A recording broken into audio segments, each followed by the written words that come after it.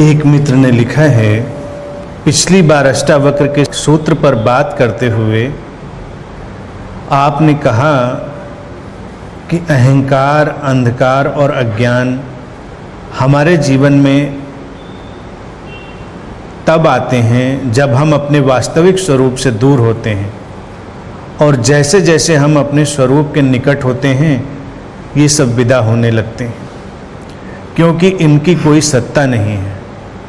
मन में प्रश्न उठता है कि हम अपने से कैसे बिछड़ गए कि अब अपने को ही ढूंढते हैं। कृपया कुछ कहें। अष्टावक्र के सूत्रों में जो चर्चा है वो अपने स्वभाव से दूर जाने की और निकट आने की ही है। ये हमारी चेतना की ही एक लीला है, अपने को ही अनुभव करने की एक प्रक्रिया है। चेतना सीधे सीधे अपने को अनुभव नहीं कर सकती, वो किसी शरीर मन में प्रकट होती है और फिर तादात्म्य के साथ जब वो शरीर मन के तादात्म्य में पड़ती है तो स्रोत का जो अनुभव है, यानी कि चेतना का जो मौलिक अनुभव है, वो धीरे धीरे भूलने लगता है। उसी को हम अज्ञान की तरह भी देखते हैं, उसी को हम अहंकार की तरह भी देखते हैं, अंधकार की तरह भी देखते हैं। मूल चीज ये है कि ये जीवन द्वैत पर बना है, डुअलिटी पर बेस्ड है, और इस द्वैत के डुअलिटी के अनुभव से ही हम उस जगह पहुंचते हैं जहां वो अद्वैत है, नॉन डुअलिटी, यानी दूर जाकर ही पास आने का बोध घटता है तो सब खेल और बड़ा रोचक खेल है, लेकिन ये ऐसा ही है। अगर कल्पना करें अंधेरा ना हो तो प्रकाश का भी अनुभव नहीं होगा, यानी एक चीज की पृष्ठभूमि में ही दूसरी चीज का अनुभव होता है। एक चीज है तो उसी चीज की विपरीत जब चीज आएगी सामने तो हमको उसका अनुभव होगा। अंधेरा और अंधेरे से जब हम रोशनी की तरफ जाते हैं तो जैसे जैसे रोशनी की तरफ जाते हैं अंधेरा खत्म होने लगता है। लेकिन जीवन में इन दोनों तत्वों का होना जरूरी है और ये खेल की तरह है। अष्टावक्र के सूत्रों को समझते हुए या इस अद्वैत दर्शन को समझते हुए सबसे पहली चीज किसी भी साधक को यही समझ में आती है कि इसलिए ही चूंकि ये सब लीला है तो किसी भी प्रकार की निंदा की जरूरत नहीं है, किसी भी प्रकार के अपराध बोध की जरूरत भी नहीं है।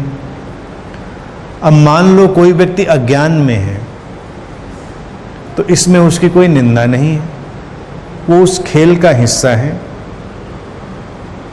हम स्वयं अज्ञान में हैं तो अपराध बोध की कोई जरूरत नहीं, क्योंकि ये घूमेगा, ये पूरा वर्तुल घूमेगा और एक दिन हम उसके दूसरे सिरे की तरफ जाएंगे। दूर जाकर पास आएंगे। ये ऐसा ही है जीवन, और ये उस कॉन्शियसनेस का एक प्ले है। वो चलता रहेगा, हमेशा से चलता रहा है। अलग अलग शरीर मन में अलग अलग तरह से वो चीज़ें अभिव्यक्त होती रहेंगी, और मौलिक रूप से इसीलिए अज्ञान की कोई सत्ता नहीं है, मौलिक रूप से अंधकार की कोई सत्ता नहीं है, और मौलिक रूप से अहंकार की कोई सत्ता नहीं। अब मजेदार बात यह कि है नहीं, लेकिन वो तीनों परेशान करते हैं, तीनों ही परेशान करते हैं व्यक्ति को। इसीलिए सीधे सीधे उन पर कुछ किया नहीं जा सकता। वो अभाव की तरह से हैं, ना होने की तरह से हैं। तो सीधे सीधे उन पर काम करने के बजाय हम अपने स्रोत की ओर लौटते हैं, यानी कॉन्शियसनेस का जहाँ से फैलाव हुआ था हम उधर ही वापस लौटते हैं। और जब वापस लौटते हैं तो उसके विपरीत के अनुभव से गुजरते हुए हम उस तक जाते हैं और वो वर्तुल पूरा हो जाता है, वो साइकिल पूरा हो जाता है। ये जीवन के वर्तुल को पूरा करने का एक ढंग है। इसमें क्यों पूछने का कोई विषय नहीं है कि हम पूछें कि क्यों होता है ऐसा। ऐसा ही है, यही जीवन का ढंग है। इसीलिए भारत में हमने जीवन को जीवन चक्र कहा है। ये एक चक्र की तरह घूमती हुई घटना है, जीवन चक्र घूम रहा है, वो व्हील लगातार घूम रहा है। जो आज नीचे है वो ऊपर हो जाएगा, जो ऊपर है वो नीचे हो जाएगा। विपरीत में चीज़ें बदलती रहेंगी। और जब हम दोनों सिरों को जान लेते हैं तभी ये चीज़ पता चलती है कि कोई चीज़ है जो उस दोनों के अस्तित्व से परे है, जहाँ से उन दोनों का फैलाव होता है। इसलिए ही अष्टावक्र के सूत्रों को समझने में बोध कोई उपलब्धि नहीं है। उपलब्धि की भाषा बोली जा सकती कि बोध उपलब्ध हुआ। वो कहेंगे उपलब्धि किस चीज की? जो ना होता तो उसकी उपलब्धि करते, वो तो है। हम सब घूम घाम कर सब जगह चक्कर लगाकर उस जगह आए जहां वो था ही, और तब उसका एहसास हुआ कि ये तो था ही।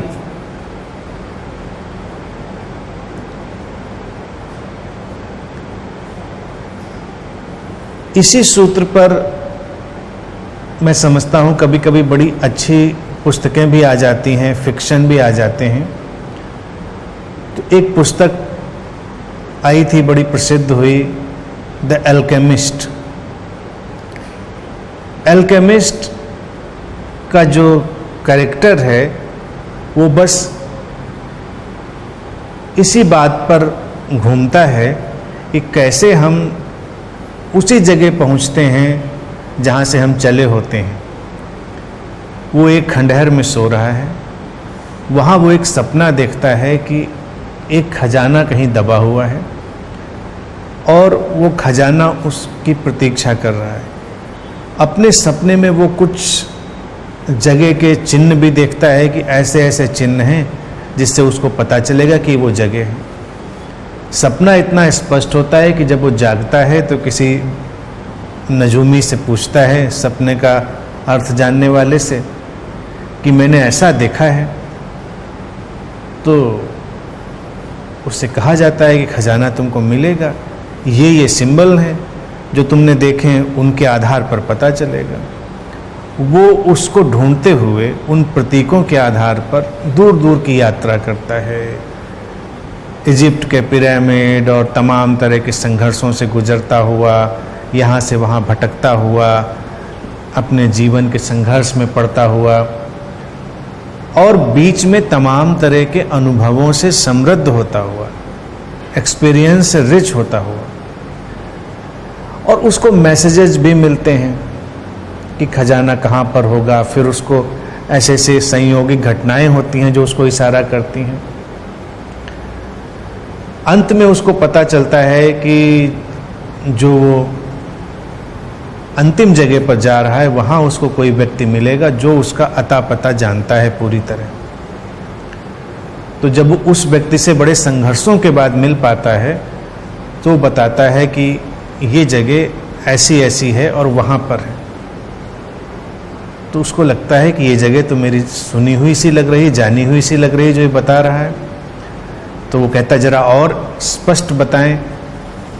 तो जिस खंडहर से वो चला था वो उसी खंडहर की बात थी, और जहाँ वो सोया था उसी जगह के नीचे खजाने की बात थी। वो घूम कर फिर से वहीं पर आता है और वो खजाना वहीं पर दबा होता है। अब ये एक सिंबॉलिक स्टोरी समझें तो बड़ी खूबसूरत है कि खजाना तो सबके अंदर वहीं पर है, लेकिन ये घूमना, ये भटकना, ये हमको रिच कर देता है, ये हमको समृद्ध करता है। अगर जीवन में भटकाव ना हो तो कभी किसी भी व्यक्ति को जीवन के बोध का ठीक ठीक अनुभव नहीं होता। तो भटकना भी एक खेल का हिस्सा है, रोचक है। जो जान लेता है इसको वो अपने भटकने से भी विचलित नहीं होता और किसी और के भटकने से भी विचलित नहीं होता, यानी उसको रास्ते पर लाने की कोशिश नहीं करता, क्योंकि वो जानता है कि ऐसे ही रास्ते पर जाएगा, जबरदस्ती आप उसको नहीं ले जा सकते। तो बेहतर है इस खेल को चलने दिया जाए और बातों को समझकर जागा जाए कि ये यात्रा ही हमको समृद्ध करती है और उस समृद्धि का अनुभव ही अंततः इकट्ठा होकर एक जोड़ की तरह हमको उस जगह लाता है जहाँ पर हम इस द्वैत से पार जा पाते हैं।